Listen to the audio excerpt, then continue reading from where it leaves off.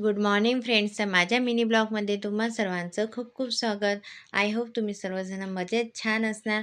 तर आजचा थोडासा की सर्व गोष्टी आपल्या मनासारख्या झाल्याच पाहिजे हा आग्रह माणसाच्या दुःखांना कारणीभूत ठरतो. यावर तुमचे काय मत आहे नक्की कमेंट्स करून सांगा.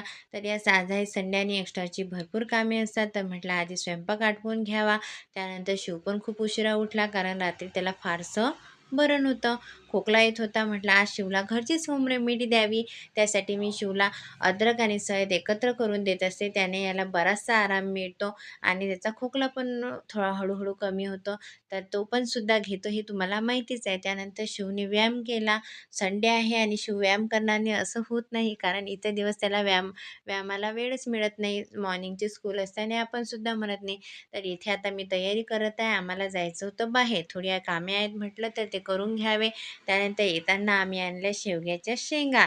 तर शेवग्याच्या शेंगा म्हटलं तर शिवला सूप फार आवडते. शिवने आल्याला मला ते करायला लावलं. तर इथे मी शेंगा वगैरे कापून घेतल्या. त्यानंतर थोडासा कांदा वगैरे टाकते त्याच्यात.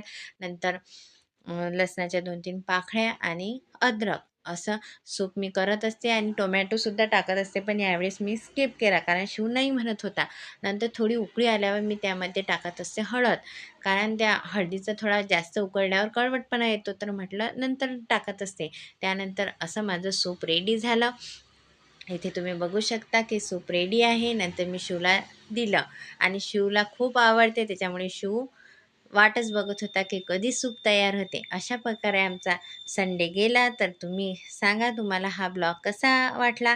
नक्की कमेंट्स करून सांगा. लाईक करा, शेअर करा आणि सबस्क्राईब करा. भेटूया नेक्स्ट ब्लॉगमध्ये. Bye bye.